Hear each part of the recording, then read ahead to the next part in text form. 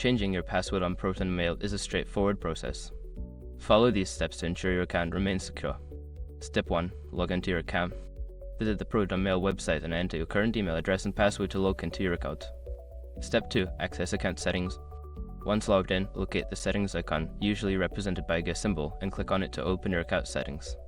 Step 3. Navigate to Security Settings. In the Settings menu, find the section labeled Security or Account Security.